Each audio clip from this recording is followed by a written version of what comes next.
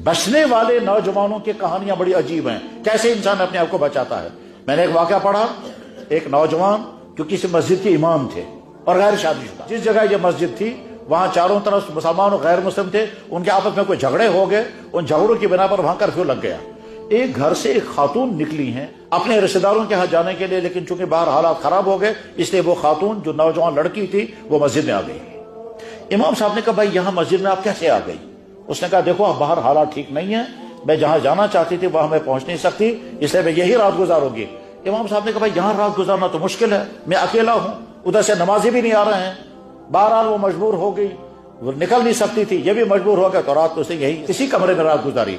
नौजवान इमाम साहब के कमरे में एक नौजवान खातून रात गुजार रही है। उनके पास खाने का भी इंतजाम नहीं था क्योंकि महल्ले में हालात ठीक नहीं थे, महल्ले से खाना आया ही नहीं इमाम साहब के लिए।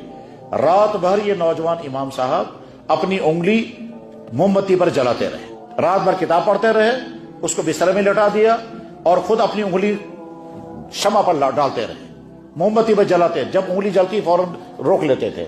रात इस तरह से गुजारी। अगले दिन उस बच्ची के वालिद ने ढूंढा बच्ची को, कहाँ है, पता चला मस्जिद में है। तो जब वालिद साहब मस्जिद में आए, बेटी को देखा ठीक हालत में है। बेटी ने अपने अब्बाजान से कहा कि इमाम साहब पूछें ये मोमबत्ती पर अपनी उंगलियां क्यों रख रहे थे? तो वालिद साहब ने बेटे इमाम साहब से पूछा भाई आप क्या कर रहे थे? इमाम साहब ने कहा जी कुछ नहीं कर रहा था, मैं तो रात भर पढ़ता रहा क्योंकि बिस्तरा हमारे पास एक ही था, आपकी बेटी को मैंने सुला दिया, कमरा एक ही था, तो मैं तो अलबत्ता अपनी उंगली क्यों लगाते थे अपनी उंगली? उसने कहा मुझे दिल में बुरे ख्यालात आते थे, मैं सोचता था मैं भी जवान हूं, ये भी जवान है, मुझे हमको कोई रोकने वाला नहीं है।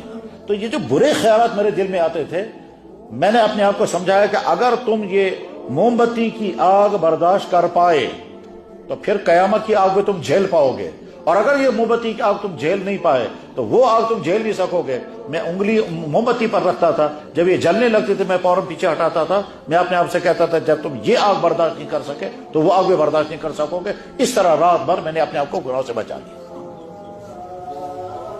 वालिद साहब अपनी बेटे को घर ले गए और अपनी बीवी से कहा कि इतना अरसा हो गया हमें दामाद ढूंढते हुए, अल्लाह ने हमको दामाद दे दिया। वो जो मस्जिद में इमाम साहब हैं, हमारी एक ही बेटी हैं, फैक्ट्री के मालिक हैं, ये बेटी भी इसको देंगे निकाह में और फैक्ट्री भी उसको देंगे। ये किताब में लिखा हुआ। मेरे नौजवान भाइयों, तुम्हारी जवानी के ये सब खतरे हैं। नंबर 1 अपनी ईमान को बचाएंगे, नंबर 2 अपनी कैरेक्टर को बचाएंगे। और कैरेक्टर को बचाने के माना यह है ड्रग्स से, म्यूजिक से, फैशन से, गलत ताल्लुकात से। ये वो चंद चीजें हैं जो तुम्हारी जवानी को उसमें लगेंगी। इन चीजों से अपने आप को बचाएंगे तो आपकी जवानी बच जाएगी, आपकी अगली जिंदगी कामयाब होगी।